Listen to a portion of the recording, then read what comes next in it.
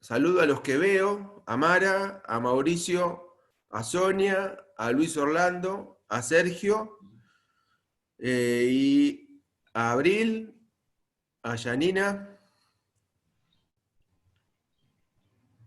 a Buen María. día, profesor. Se corta un poquito, ¿eh? Es intermitente el corte. A ver si puedo... Deme un segundito, me separo un segundito y ahí vuelvo. Mauricio, ¿cómo andás? Vos sabés que salió que tenías como bajo el coso de la banda ancha o algo así, del tuyo, porque a mí no se me corta, por eso te digo. Verdad. Tienes Ahí, razón. Sí, Ahí estoy dice, con la banda de red.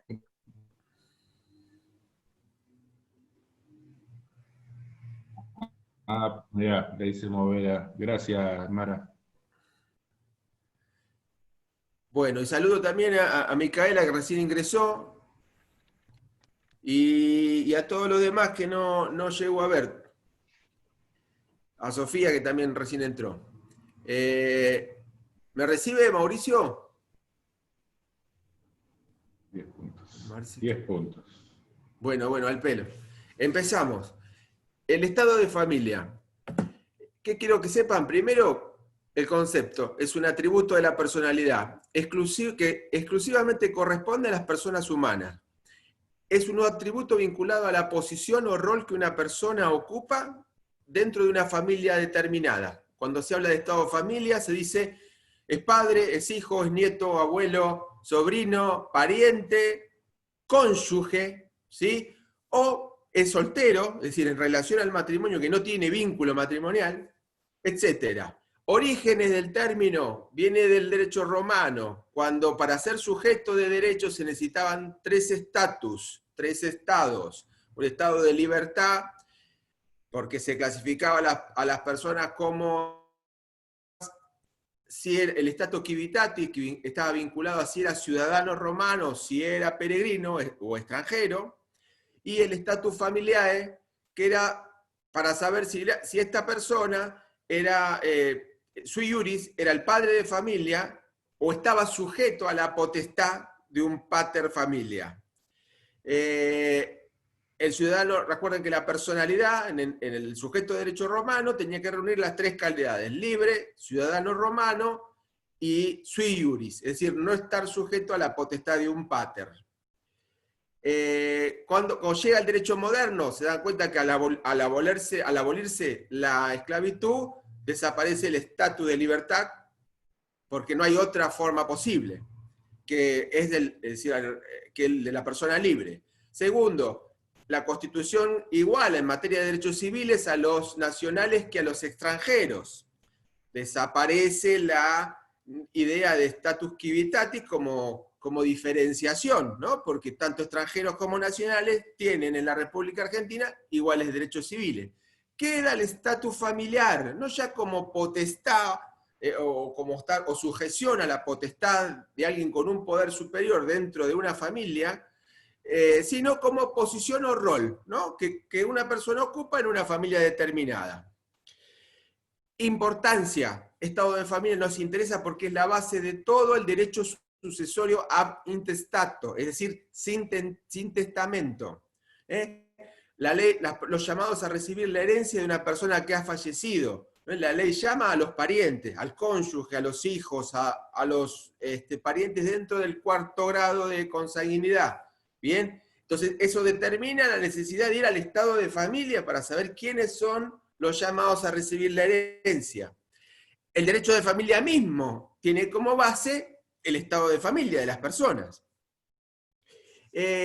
El estado de familia tiene injerencia en los demás atributos. Fíjense cómo en materia de nombre necesitamos, primero, ¿quiénes son los que eligen el nombre de pila de las personas? ¿Se acuerdan? El padre y la madre, los progenitores. Los padres, exacto. Como primera opción, ¿no? Son los padres los que eligen el nombre de pila o prenombre de sus hijos.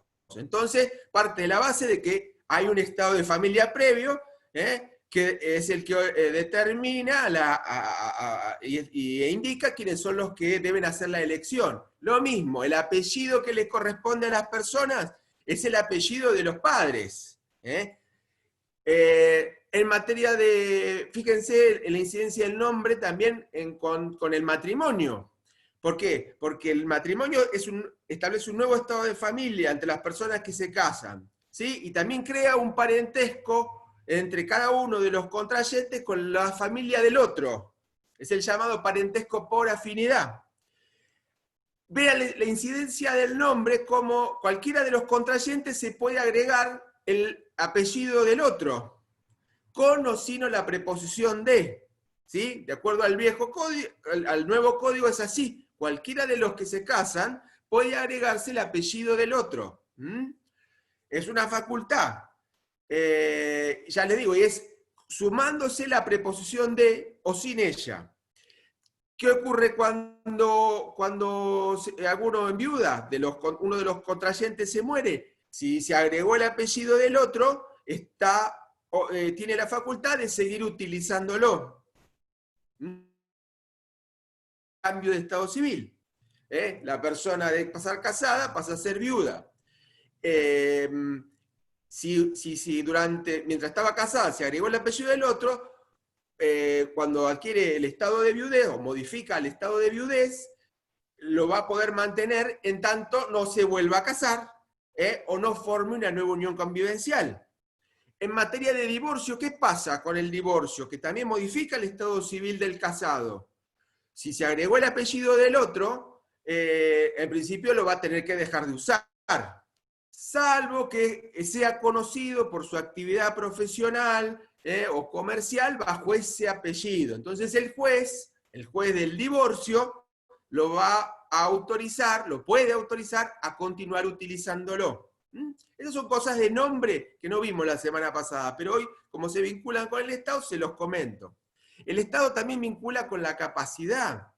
¿Por qué? Porque fíjense que hay incapacidades de derecho que están establecidas en función del estado de familia que tienen las personas. Como los cónyuges no pueden cuando están bajo el régimen de comunidad, no pueden contratar entre sí. Eso es una incapacidad de derecho establecida en función de ese estado de familia determinado. Los impedimentos matrimoniales, como los parientes no pueden contraer matrimonio entre sí, es un impedimento matrimonial. Supone que hay una incapacidad de derecho para celebrar el matrimonio entre parientes. ¿Bien? En materia de capacidad nos interesa también la inhabilitación del pródigo. Recuerden que para inhabilitar al pródigo, el que dilapida o malgasta sus bienes y su patrimonio, es necesario que ponga en riesgo el patrimonio de su familia. Es decir, tiene que haber alguien, es decir, que integre su familia, que deba acreditar, obviamente, ese estado de familia que le corresponde. Cónyuge, conviviente, hijos, es decir, descendientes, menores de edad o mayores con discapacidad. Son esas mismas personas los que van a tener que acreditar ese estado de familia y el perjuicio que le causa el accionar, o que le va a causar el accionar del pródigo, para solicitarle al juez la inhabilitación. Van a tener que acreditar ese estado de familia. Es lo que determina la legitimación para solicitar al juez la inhabilitación del pródigo. ¿Me siguen?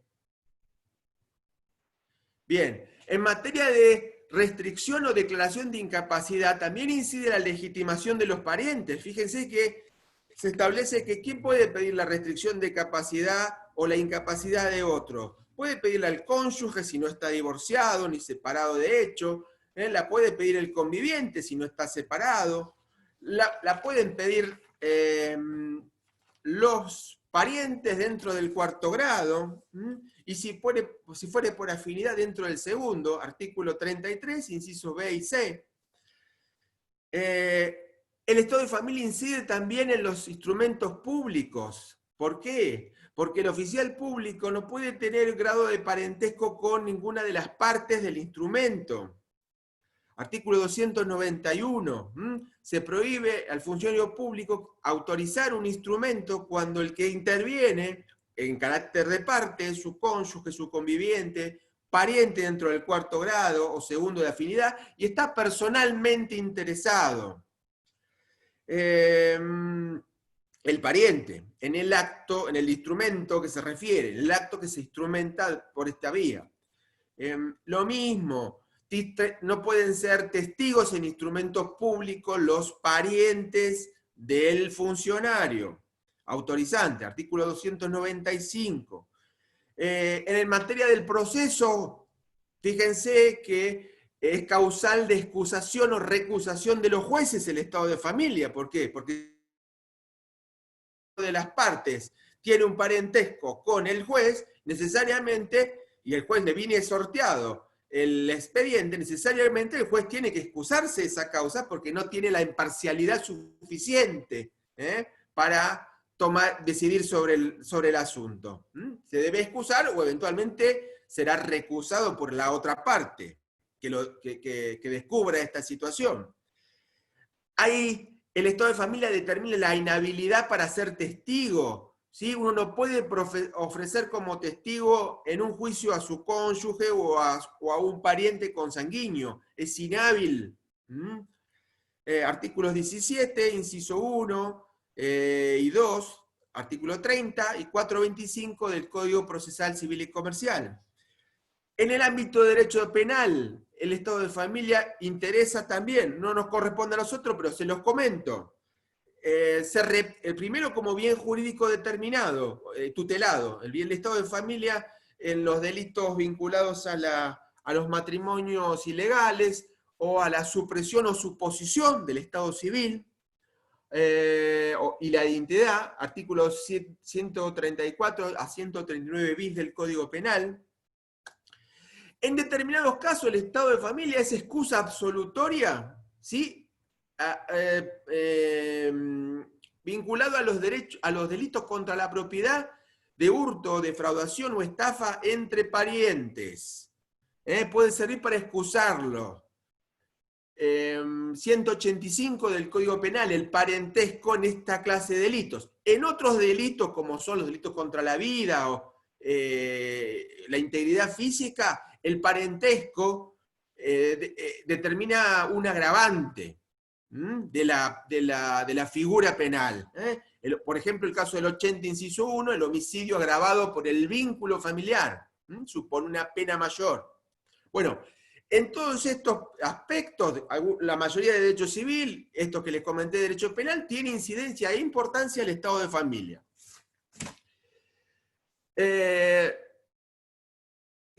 Propias, las características, primero las genéricas que corresponden a todos los atributos, como características propias podríamos hablar de la universalidad. El estado de familia rige todas las relaciones familiares que tiene una persona. Entonces, cuando hablamos, si una persona puede tener, y generalmente lo tenemos, distintas posiciones familiares. Somos hijos, pero a su vez también somos padres, y a su vez también somos nietos.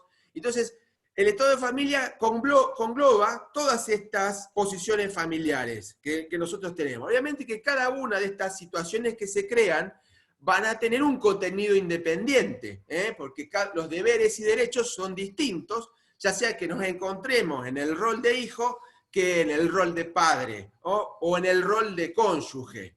¿Bien? Pero el estado de familia, ya les digo, por su universalidad, congloba a todos estos roles y posiciones que una persona tiene de manera simultánea o sucesiva. Es recíproco. ¿Por qué? Porque hay una correlatividad, ¿no?, entre el estado que a uno le corresponde y el que corresponde a la otra persona en la misma situación. Es decir, cuando uno es hijo, hay un estado correlativo que es el de padre.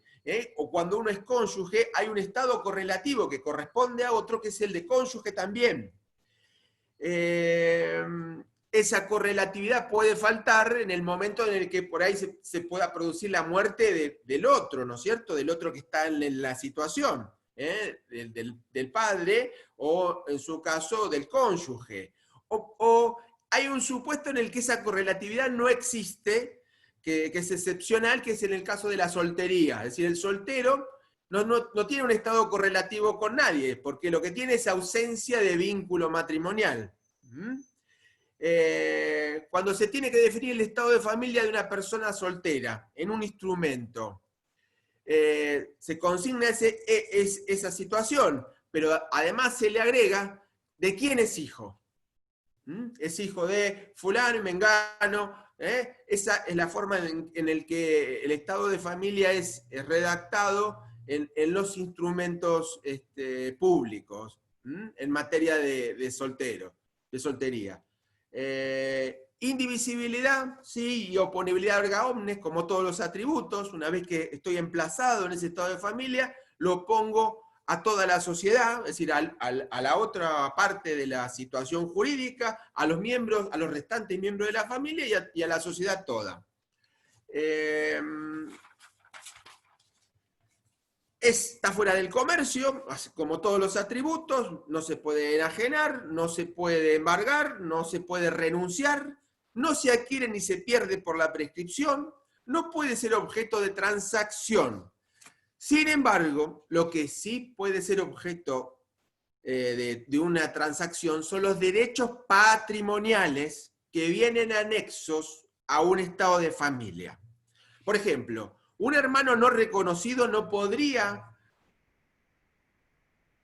fallecido, no podría pactar con otro hermano que sí está reconocido por ese padre fallecido, no podría pactar su filiación, no podría convenir mediante un acuerdo que es el hijo de esa persona, a la cual esa persona en vida no lo reconoció. ¿Bien? ¿Por qué? Porque el estado de familia no permite la transacción sobre el aspecto central, que es, en este caso, la filiación. Sin embargo, ese hermano no reconocido podría pactar con el hermano sí reconocido la distribución del padre fallecido. ¿Bien? Porque ahí solamente juegan derechos económicos de carácter patrimonial. Y aun cuando podría existir en eso, es decir, derechos que son de alguna manera sujetos a una, la afiliación estaría sujeto a una decisión judicial en un juicio de filiación, y sin embargo el otro hermano podría tener alguna duda sobre esto y preferir pactar el aspecto económico y patrimonial sobre el asunto. No la filiación del otro hermano, pero sí los aspectos patrimoniales y económicos que podrían serle comunes. Otra aplicación de esto es en materia de que los derechos, si bien el estado de familia no está sujeto a prescripción, no se pierde ni se gana por la prescripción liberatoria, sí se pierden los derechos por prescripción liberatoria, los derechos patrimoniales anexos a un estado de familia. Por eso se pierden las cuotas de alimentos que deben pagar los padres a los hijos, o las cuotas de alimentos entre cónyuges, es decir, divorciados que se han convenido, que no fueron percibidas, y si no se reclaman dentro de los 2 años, se pierden por la prescripción. Las cuotas de alimentos que derivan, obviamente, son anexas a un estado de familia determinada, porque eso es lo que permite reclamarla. Les reitero, si no se perciben y no se reclaman del otro lado por el acreedor, se pierden por el transcurso del tiempo. 2562. Vean también el 712, segundo párrafo. Último, carácter, estabilidad. Así como lo tiene el nombre, tiene una vocación de permanencia. Regulado por normas imperativas, los particulares no podrían modificar el régimen del estado de familia. Sin embargo, no es inmutable, porque el estado de familia puede cambiar. ¿Y cómo puede cambiar? Puede cambiar por otro hecho, por la celebración de un acto jurídico familiar, o porque progresa una acción judicial, es decir, una acción de estado de familia. Belucio da un buen ejemplo y nos dice: el soltero se convierte en casado por un acto jurídico familiar, que es que celebra el matrimonio. A su vez, el casado se puede mutar a viudo por un hecho jurídico que es la muerte del otro cónyuge. O puede ser que el casado mute a estado civil de divorciado por una sentencia judicial que lo divorcia. ¿Bien? La sentencia judicial en el divorcio es la forma en que progresa una acción de estado de familia, ¿sí?, que tiende a modificar y a crear un estado de familia nuevo. Es decir, de casado que tenía por el matrimonio a divorciado por la sentencia dictada en el proceso judicial. También, ¿el casado tendría una forma de volver a soltero? ¿O de mutar a... ¿Qué le parece? Sí, por anulación del matrimonio. Correcto. En el caso que se anule el matrimonio, es decir, ¿y la anulación cómo se anula un matrimonio? Por sentencia judicial. Exactamente, la única forma de anular un matrimonio es por una sentencia judicial. Correcto. Eso lo haría volver al estado civil de soltero, única causa. Y la sentencia judicial es dictada en un proceso de nulidad de matrimonio, que es también una acción de estado de familia. La que tiende a la nulidad de un matrimonio es también una acción de estado de familia, porque tiende a modificar un estado de familia existente. Entonces, el estado de familia tiene una vocación de permanencia, pero puede cambiar. Puede cambiar por un hecho jurídico, por un acto jurídico o por una sentencia judicial dictada a instancia de una acción de estado de familia. ¿Cuáles serían las acciones de estado de familia? Bueno, las acciones tienden a, primero, o a obtener que el juez reconozca un estado de familia que a la persona le es desconocido. Por ejemplo, el de un hijo no reconocido que insta una acción de filiación para que el progenitor que no lo ha reconocido voluntariamente, bueno, se establezca la paternidad a través de una sentencia judicial, que lo emplace de esta manera en el estado de familia de hijo. ¿Bien? Es una acción de reclamación de estado de familia. Le pedimos al juez que nos reconozca un estado de familia que el demandado no nos reconoce voluntariamente. Segunda acción de estado de familia son las llamadas de impugnación. Lo que se busca es excluir a una persona de un estado de familia que en la realidad no le corresponde. Por ejemplo, cuando una persona es emplazada en un estado de familia determinado, pero no le corresponde. Entonces se da la impugnación de la maternidad en casos en que, por ejemplo, por errores en el hospital se han cambiado los bebés, ¿sí? Esa madre podría, en un tiempo determinado, impugnar esa maternidad.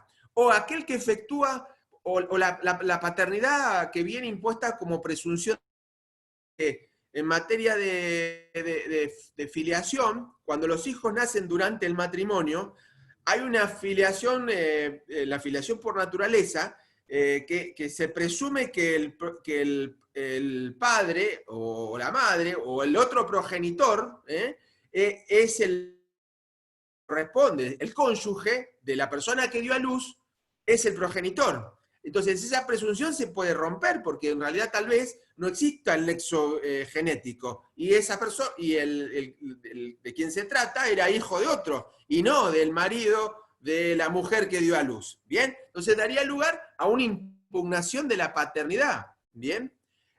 Para romper la filiación que viene presumida por la ley. ¿Me siguen hasta acá? ¿Sí? Sí. Después tienen acciones que buscan crear un estado de familia nuevo o modificar el existente. Y ahí tenemos como ejemplo uno que vimos antes, que es el divorcio. El divorcio, ¿qué hace? Crea, desde el momento de la sentencia, crea un estado de familia nuevo.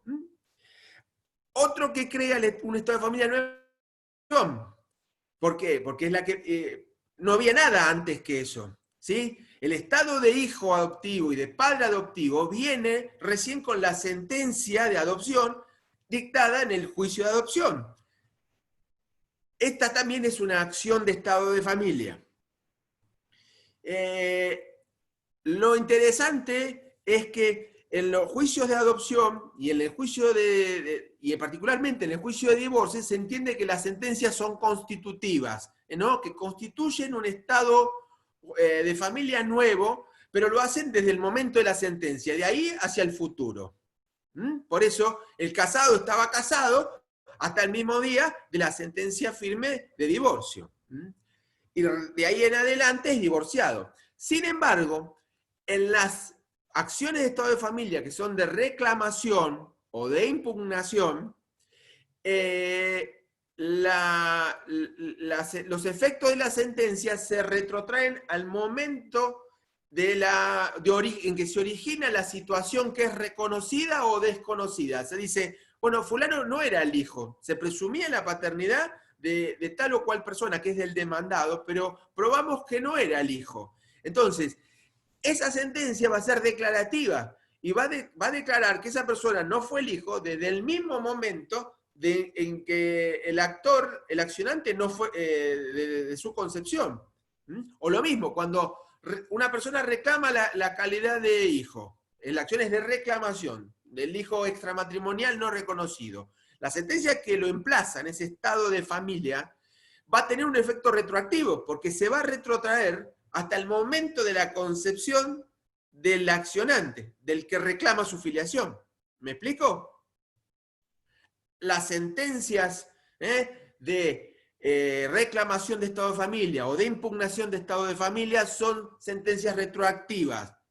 Tienden a retrotraer sus efectos de la situación que es reconocida o, en todo caso, desconocida.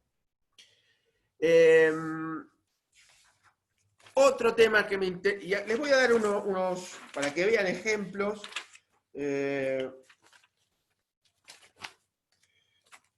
Acción de adopción, 616. Acción de divorcio, 435, inciso C, 437.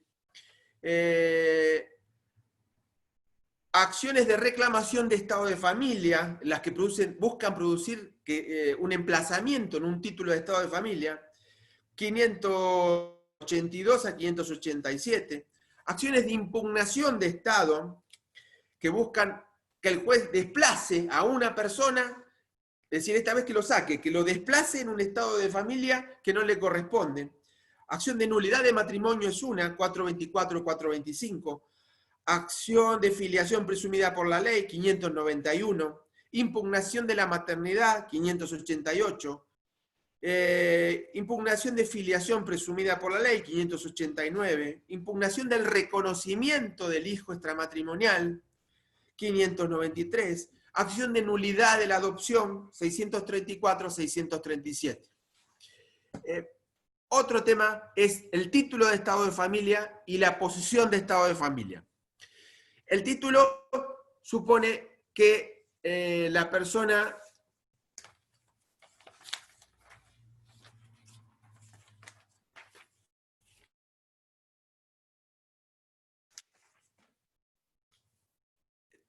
ha sido emplazado en un estado de familia que le corresponde en virtud de un hecho, de un acto jurídico o de una sentencia judicial. El título es el emplazamiento, ¿no? En un estado de familia de una persona que es causado por un hecho, por un acto jurídico o por una sentencia judicial. Por ejemplo, la celebración del matrimonio emplaza a una persona en el estado de familia de casado.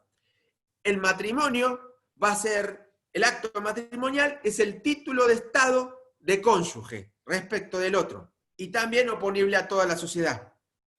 En la filiación por naturaleza, bueno, ¿qué es? Es respecto de la madre que dio a luz, el hecho del nacimiento y la constatación del parto va a ser título de estado para la madre. Para el otro progenitor, bueno, va a ser el nexo biológico que exista. con la criatura nacida. Ya sea que se presuma por la ley, ya sea que exista un reconocimiento o que eventualmente se obtenga por una sentencia judicial de filiación. En la filiación por técnica de reproducción humana asistida, el título de Estado va a ser el nacimiento para la... y para el otro va a ser la voluntad procreacional, haber expresado en forma previa la voluntad procreacional del artículo 558. Eso sirve de título de Estado de hijo, con independencia de quién hayan aportado los gametos. No nos interesa de quién son los gametos. En la filiación por adopción, el título de Estado de hijo adoptivo y de padre adoptivo viene impuesto por la sentencia en el juicio de adopción. ¿Cómo lo prueba?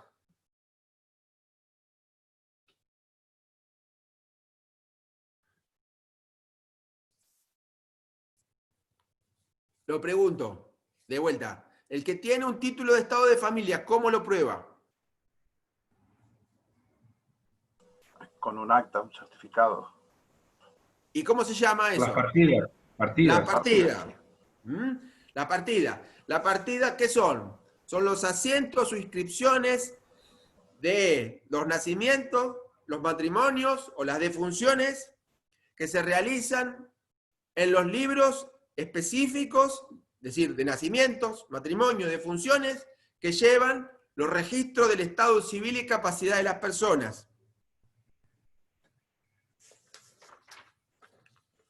Y también lo son a las copias o a los certificados o a los testimonios o inclusive las libretas de familia en el que se reproducen constancias de manera sintética o integral de esos asientos.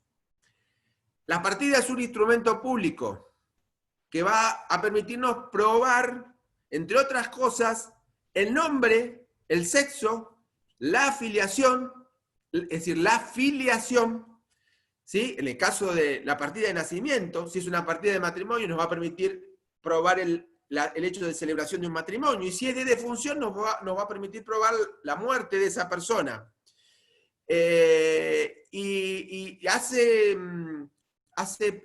Como son instrumentos públicos, porque son redactados por un oficial público en ejercicio de una competencia funcional y también territorial, va a generar la presunción de verdad de su contenido. Se presume que es verdad el contenido, porque es un instrumento público. Hasta tanto no sea redarguida de falsa por una acción respectiva. Se le aplican las normas generales de los instrumentos públicos a las partidas. ¿Puedo hacer una pregunta? En Sí. el caso de adopción, que dijiste que era un nuevo estado respecto de los estados de familia, ¿no? Como el Sí. divorcio.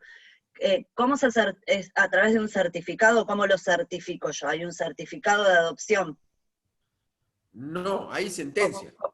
Hay una sentencia judicial Sí. y ese es el comprobante, digamos. Y lo que hace la sentencia que se dicta en un juicio sobre el estado de familia, ¿no? Sí. Esa sentencia se inscribe en el registro del estado civil y capacidad de las personas. ¿Bien? Ah, eso. Bien. De esa manera, las personas obtienen una partida con la cual acreditan el estado de padre y de hijo. Ah, bien, bien, gracias.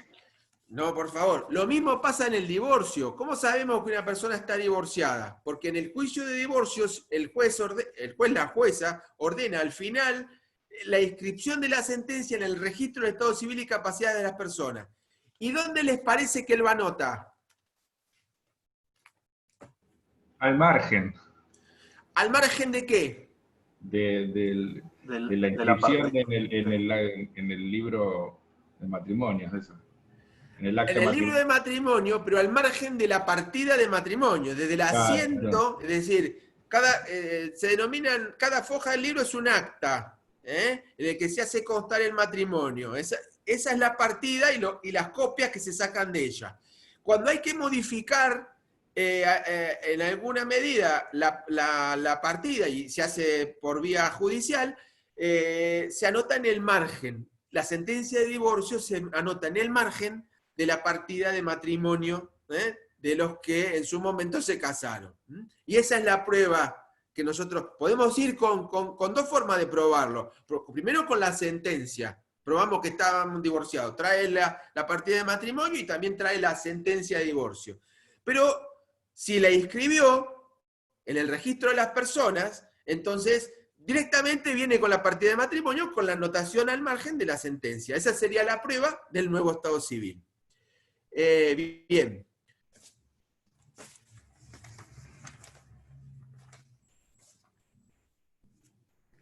Fíjense, prueba del nacimiento y muerte de las personas ocurridos en la República Argentina, artículo 96. Si las personas se mueren o nacen fuera de la República Argentina, se prueban con los instrumentos que dispongan las leyes del lugar donde el hecho ocurrió.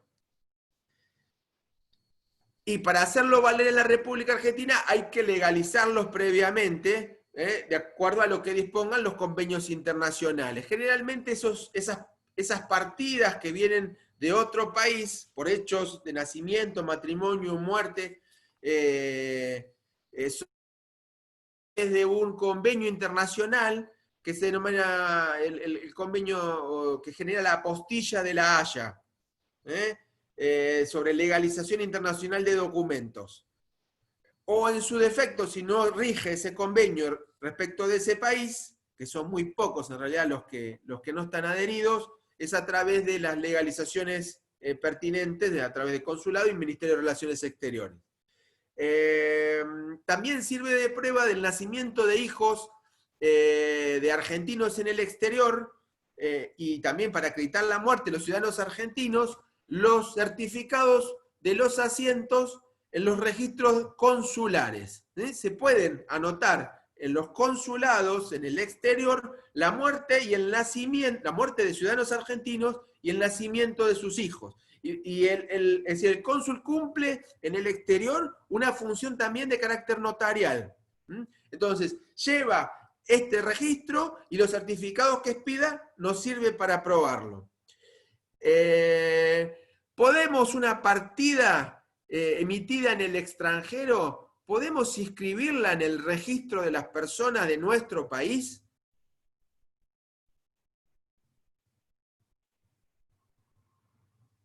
Tenemos, por ejemplo, ¿cuándo generalmente se buscan partidas del extranjero? Caso de ciudadanía. Con el pasaporte. Sí, está bien, es correcto. Uno de los casos que por ahí llegué a escuchar es el de ciudadanía. Uno busca la ciudadanía de otro país y entonces tiene que recabar la documentación del ciudadano, es decir, del pariente suyo, del ascendiente, que tenía esa nacionalidad. Entonces entra a buscar partidas, como para justificar de que está en esa situación de descendencia que le permite acceder a esa nacionalidad extranjera. Y digamos que un día la consigue, ¿no es cierto? Y la legaliza y la trae. Pero obviamente no quiere que se le pierda. Existe la posibilidad de poder registrar esas partidas extranjeras en los registros civiles de la República Argentina. Y de manera tal que cualquier otro momento podemos pedir certificado y no tenemos que ir a ese país extranjero, no tenemos que ir a volver a recuperarla a Italia o a España o al que fuera.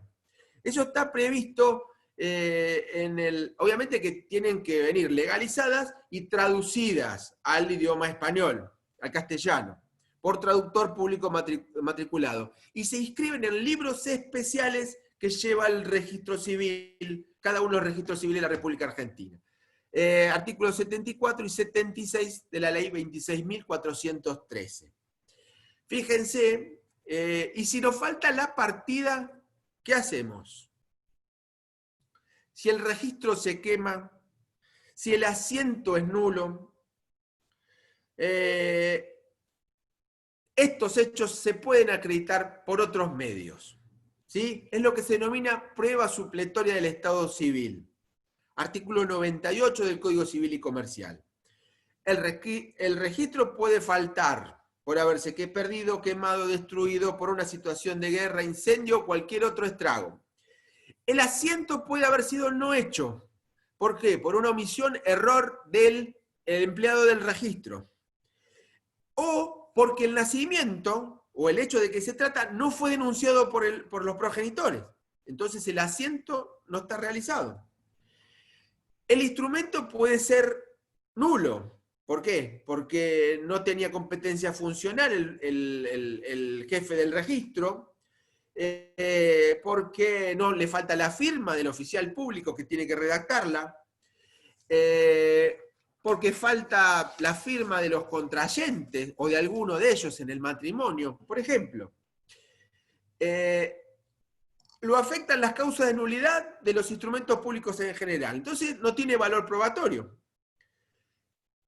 Se admite que podamos ante un juez valernos de cualquier otro medio de prueba para acreditar el hecho del nacimiento, el hecho de la muerte o del matrimonio.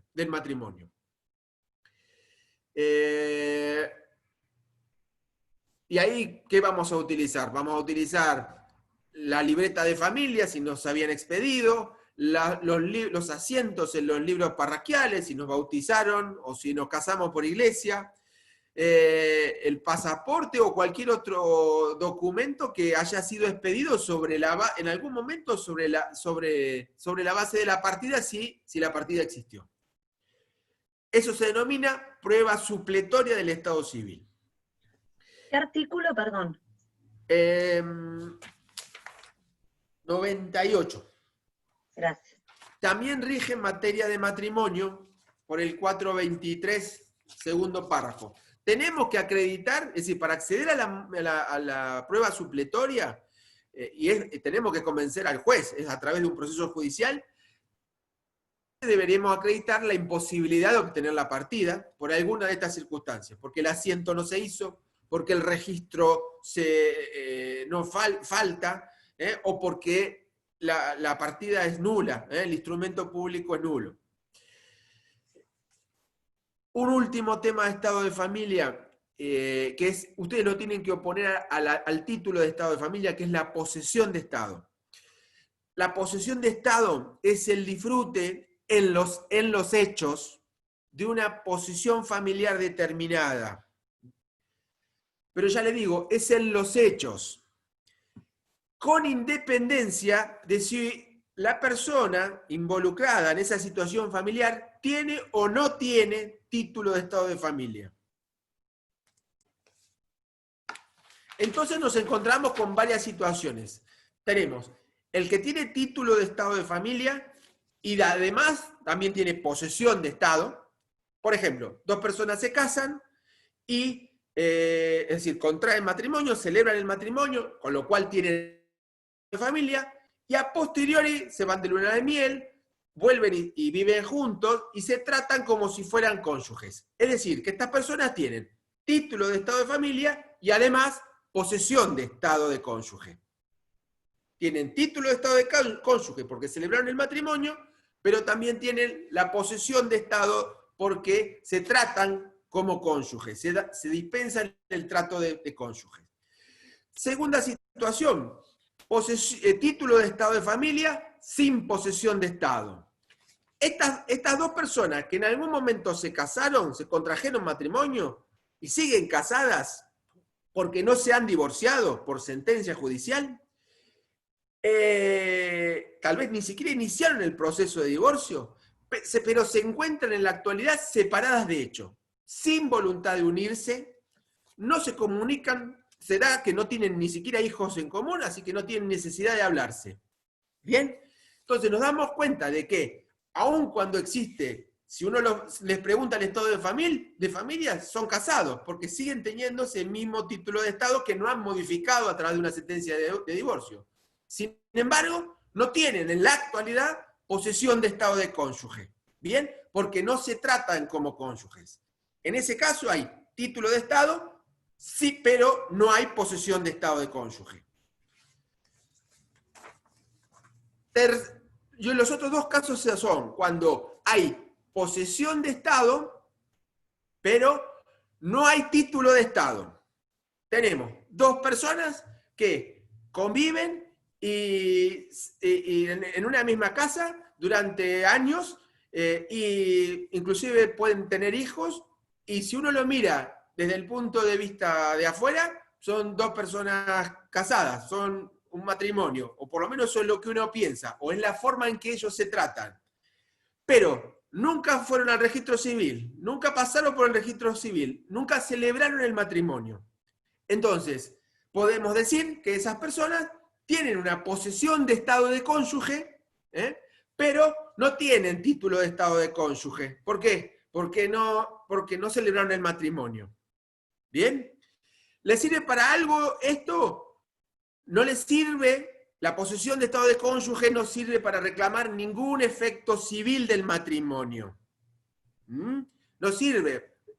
Llega un momento, se muere el otro conviviente y dice, bueno, yo quiero mi derecho sucesorio, yo viví toda la vida con esta persona. Bueno, no lo tiene porque no es cónyuge, no es llamado por la ley para recibir la herencia. ¿Cómo? No puede ser. Sí, bueno, es así. ¿Por qué? Porque la posesión de estado de cónyuge no le habilita, no le da ningún efecto civil equivalente al matrimonio. No tienen gananciales tampoco. No hay bienes gananciales porque los bienes gananciales surgen del matrimonio como régimen patrimonial del matrimonio. O régimen económico del matrimonio. Entonces, la posesión de estado de cónyuge sin el título de estado no me sirve para reclamar ningún efecto civil del matrimonio. ¿Me va a servir ahora para reclamar algún efecto civil de qué?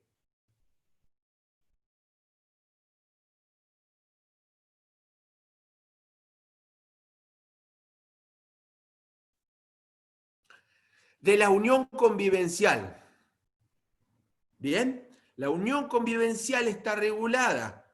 Cuando la convivencia es superior a 2 años y de manera estable, las partes, es decir, los convivientes, tienen algunos derechos en el caso de la ruptura de esa convivencia. No son los mismos derechos que si estuvieran casados, que si tuvieran título de estado de cónyuge. No, son otros derechos, a una compensación económica o a permanecer en el lugar donde vivían los convivientes por un término de 2 años. Hay algunos derechos que derivarían de la situación como unión convivencial.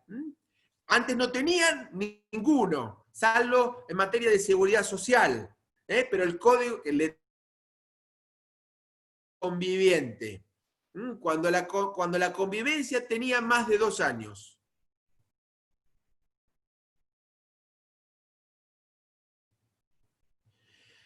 Otro punto que nos interesa es cuando la posesión de estado es consecuente. Tenemos posesión de estado, pero tenemos también un título nulo o deficiente, un título de estado deficiente. Cuando tenemos gente que se pasó, por ejemplo, que contrajo matrimonio, porque lo celebró, pero ese matrimonio, y después, acto seguido, se dispensan trato de cónyuge, pero el título de estado es nulo. ¿Por qué? Porque hay causas que afectan el matrimonio en sí, al momento de su celebración.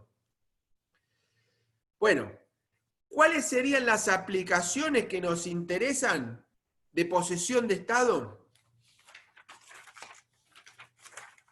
Primero, espere que le digo los artículos puntuales.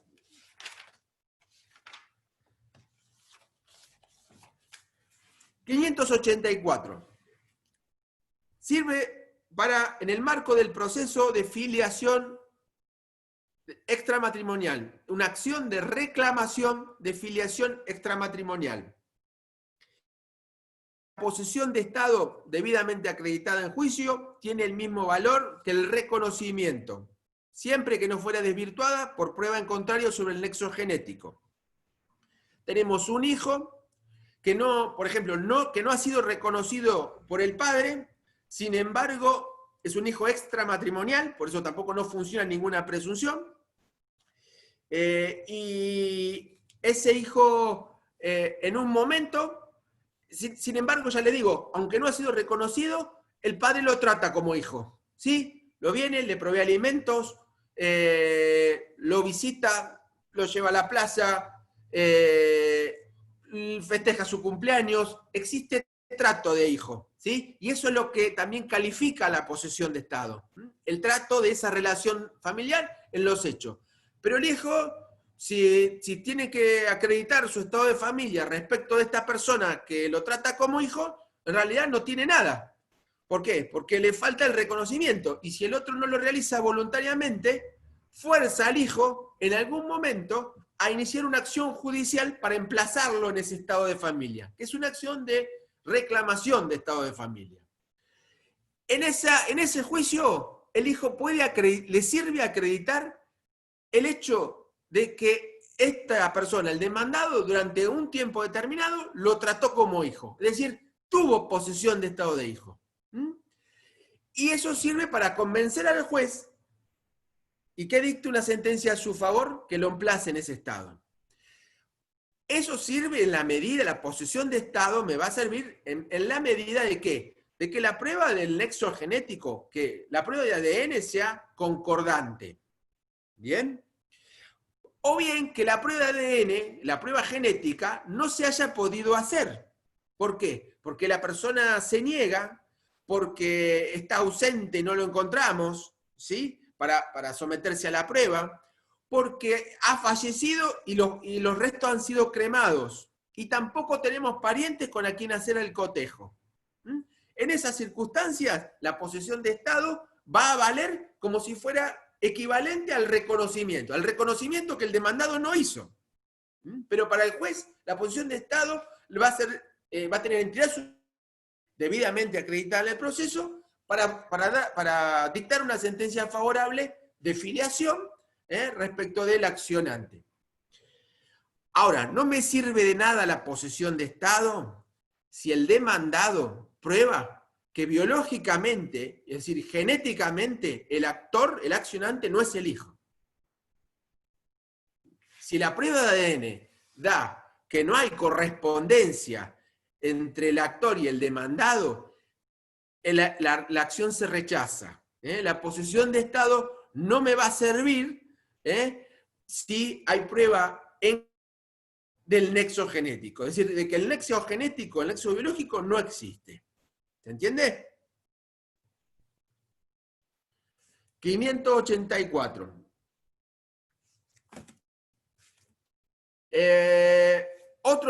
Otra importancia es en el matrimonio nulo por vicio de formas.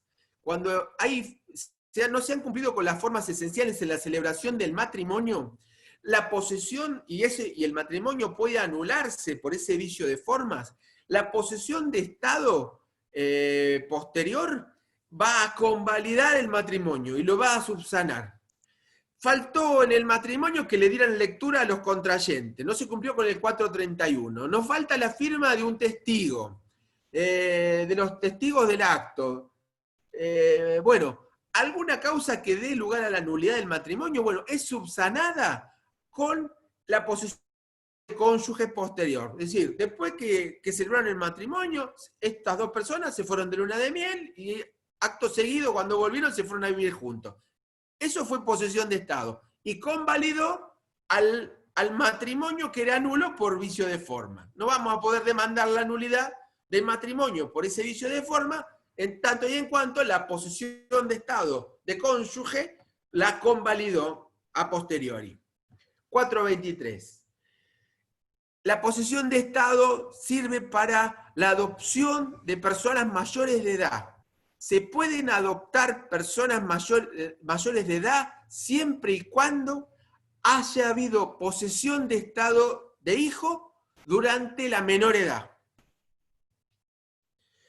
Fehacientemente comprobada. Es la única posibilidad de adoptar personas mayores. Cuando eran menores se les dio trato de hijo.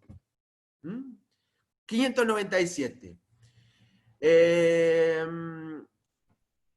Hay otro supuesto, se los dejo para que lo lean, en el 573. Pero no, se los comento rápido. Cuando una persona reconoce a un hijo extramatrimonial que ya ha fallecido, el hijo falleció, y el reconocimiento obviamente es extemporáneo, está fuera de tiempo, es decir, porque lo está reconociendo como hijo cuando el hijo ya falleció. Eso genera un efecto que es que ese reconocimiento no pueda servir para atribuirle al que reconoce ningún derecho en la sucesión del hijo. ¿Bien? O a los ascendientes de esta persona que efectúa el reconocimiento, es decir, a los abuelos de este chico. Salvo que en vida se le haya, el que reconoce de manera póstuma, es decir, después del fallecimiento del hijo, que cuando el hijo estaba vivo le haya dado posesión de estado de hijo, lo haya tratado como hijo. En ese caso sí va a haber posibilidad de invocar algún derecho sucesorio en el juicio sucesorio del hijo. 573. ¿Se entiende? Y al revés, otorgar derechos, sí. Eso sí. Sí, lo que se busca es otorgar que, hacia los descendientes, por ejemplo, de ese hijo. A la inversa sí, a la inversa sí, no hay inconveniente. Lo que se busca es evitar de que el reconocimiento se haya efectuado con un fin económico, únicamente. ¿Sí? Fíjese que lo reconoce como hijo cuando el hijo ya se murió. Entonces se puede pensar que lo que quiere es captar una parte de la herencia del hijo. Entonces la ley se lo impide. Le impide, salvo que pruebe que cuando el hijo estaba vivo, aún no habiéndolo reconocido, le dio posesión de estado, tuvo posesión de estado, lo trató como su hijo. ¿Bien? La posesión de estado tradicionalmente tenía 3 elementos: el nombre, el trato y la fama. Primero, el nombre estaba vinculado a llevar el apellido del progenitor. Segundo, el trato es las ventajas, es decir, en los hechos, el trato de esa situación familiar que corresponde, con todos sus derechos y con todos sus deberes. Tercero, la fama, que era una forma de poner en conocimiento público el trato, como que el trato que se daban era conocido, por ejemplo, por los vecinos, por la gente del barrio, por la gente de la escuela. Eso era la fama, era el trato, pero el trato llevado a punto de conocimiento público. El único elemento que llega a nuestros días como determinante para configurar posesión de Estado es el trato. ¿Bien?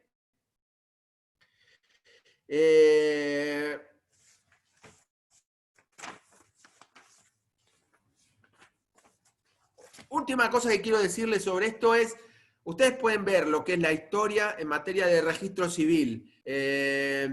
Nosotros hablamos un poquito la semana pasada de cómo esos registros fueron llevados tradicionalmente por los curas párrocos, ¿no? En el momento que dispensaban los sacramentos del bautismo, el matrimonio y también la extremaunción y la inhumación en los cementerios que se encontraban a cargo de la iglesia, tradicionalmente. De cómo recupera el Estado esa función.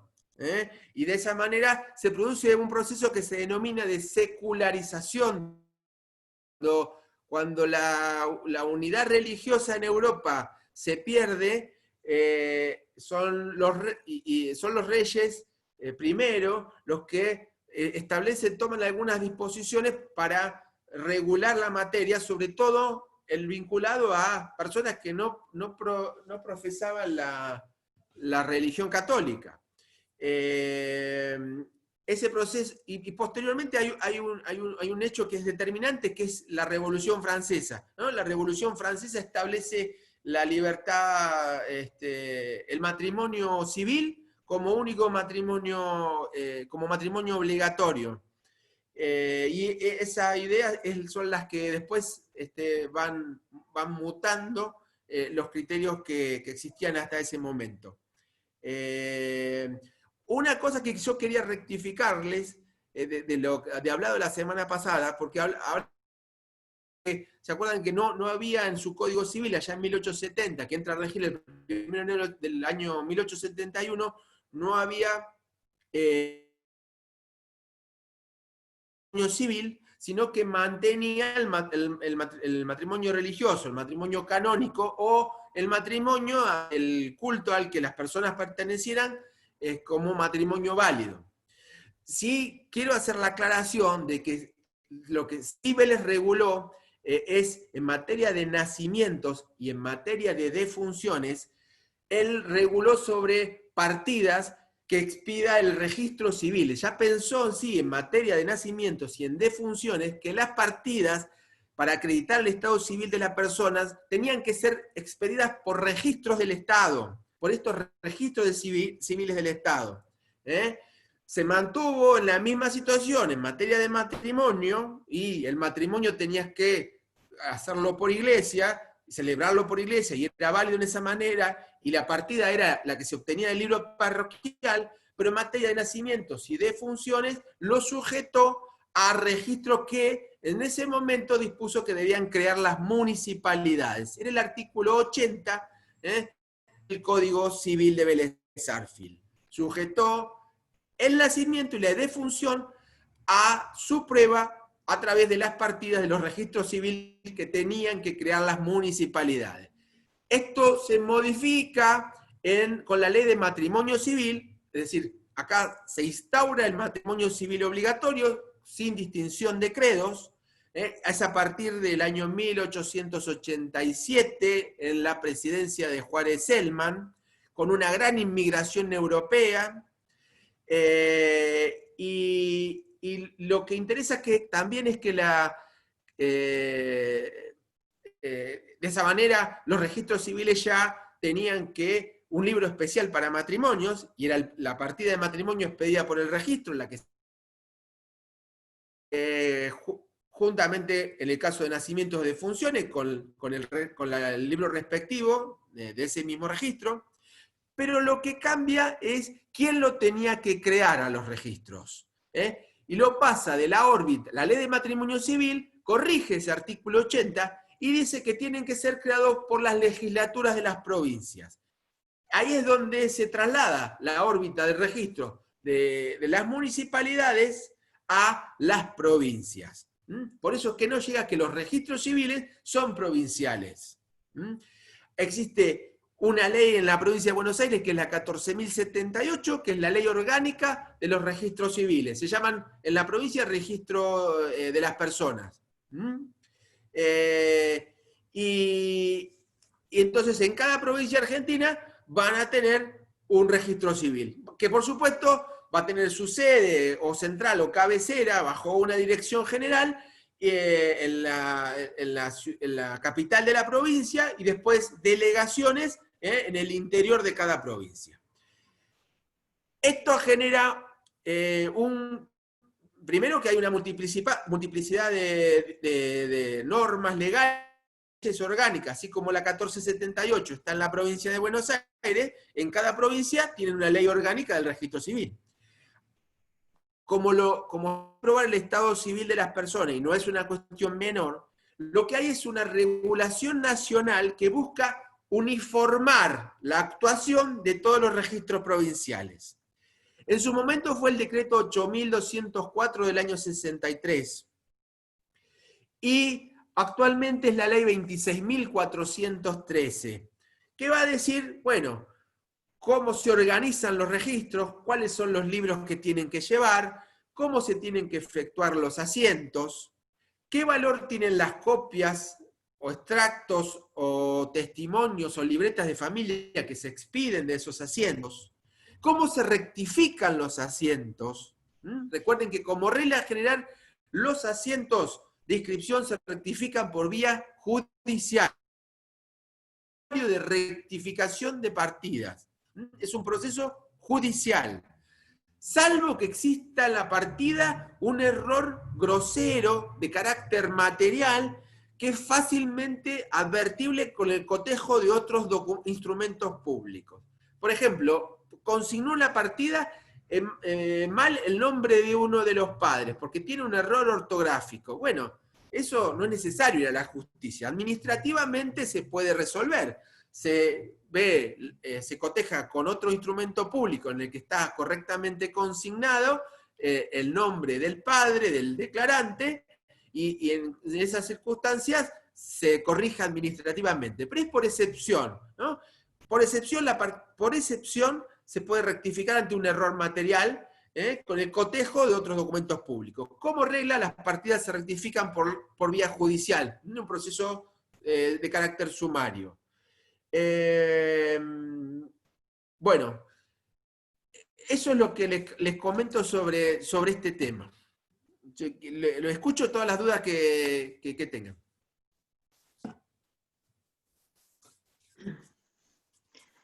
Profe, ¿le hago una consulta? Sí. Cuando yo me casé tenía este documento, este librito. Sí. Hace 30 años. Y acá figura el asiento del matrimonio. Ahora, el documento nuevo no figura eso porque hay espacio. ¿Qué es lo que dice? No la escuché, no sé qué es lo que figura que me dice. Que acá figura el asiento matrimonio.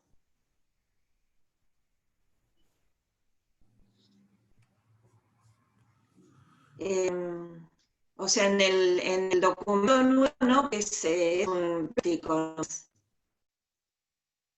¿Me puede escuchar o no? Y un poco se pierde. Lo que llego a escuchar es que usted me dice que en el documento figura, en el DNI, figura el asiento de la celebración de matrimonio. ¿Sí? Sí. Bien. ¿Usted se agregó el apellido matrimonial del otro cónyuge? No. Eso es lo que le quería preguntar. ¿Era obligatorio o es obligatorio? ¿Era obligatorio en aquel momento, hace 30 años, agregarse el apellido? Mire, hasta donde yo tengo, estamos hablando del año 90, ¿no es cierto? Sí. Entonces, no era obligatorio, era facultativo ya. Uno podía, era facultativo, y en el caso estaba establecido en ese momento solamente para la mujer, que podía agregarse el apellido del marido, pero era una facultad. Ya fue obligatorio mucho más atrás en el tiempo. Pero ya para el año 90, y creo que tiempo antes también, se había establecido que era una facultad. Si quería ser agregado y si no, no. Igual el DNI solamente acredita identidad de las personas, ¿sí? Sirve para justificar eso. El que expide los DNI es otro registro que sí es nacional, que es el Registro Nacional de las Personas, que a los fines de la identificación se nos asigna un número de documento y eso está en una órbita de carácter nacional. Hay un registro único de las personas, por más que después haya alguna delegación o que los registros de las provincias como forma de delegación también cumplan algunas funciones del Registro Nacional de las Personas. Pero sepan que el emisor de los DNI es el Registro Nacional de las Personas, y el que te emite una partida de nacimiento, de matrimonio, de defunción, es el registro civil de la jurisdicción en la que el nacimiento, el matrimonio o la defunción se produjo. Son dos registros distintos. El hecho de que los registros sean provinciales también produce genera un inconveniente. Y el inconveniente está dado porque no conocemos tal vez las limitaciones o las inscripciones que se hayan producido en los otros registros. El que se casó en una provincia se vuelve a casar en otra. Y puede pasar porque no hay conexión. No hay comunicación entre una y la otra. Puede decir que miente en su estado civil como soltero y vuelve a contraer matrimonio. Obviamente que no lo podría hacer si el primer matrimonio era dentro de la misma provincia, porque ahí sí hay conexión. Pero el problema del régimen es que no tiene conexión con los demás. Y voy más allá. Si un pródigo es inhabilitado, pongámosle que en Córdoba, y viene a jugar y a gastarse la plata, es decir, al casino de Mar del Plata, y acá es donde vende las cosas, sin el apoyo, se dan cuenta de que acá no hay forma de saberlo. ¿Por qué? Porque la inhabilitación se dictó en un juicio en la provincia de Córdoba que se inscribió en el registro de la provincia de Córdoba, en el registro civil de la provincia de Córdoba. Entonces esto lleva a pensar de que tal vez tendría que haber un régimen de información al menos único. Es decir, que todos los registros provinciales vuelquen esta información sobre las limitaciones a la capacidad de las personas y sobre el estado civil de las personas, lo vuelquen a un registro único, de la cual cualquiera pueda, cuando lo necesite y tenga un interés legítimo, recabar esa información. ¿Bien? ¿Alguna otra consulta o inquietud?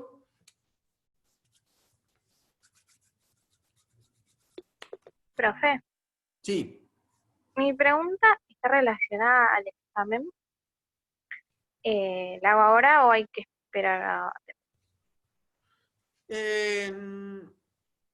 Esperamos un cachito más si hay alguna pregunta de temas, Ok. inclusive de algunos de los temas que hayamos visto antes o algún tema de la clase pasada, algo que le haya quedado como inquietud y que tal vez podamos evacuarla en este momento.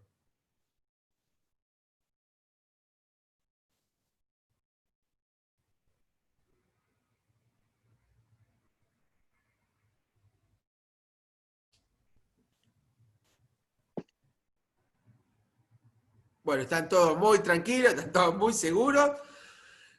No se olviden que se pregunta ahora o callan para siempre. Profe, anteriormente, como me dijo usted, a que sea obligatorio ponerse el apellido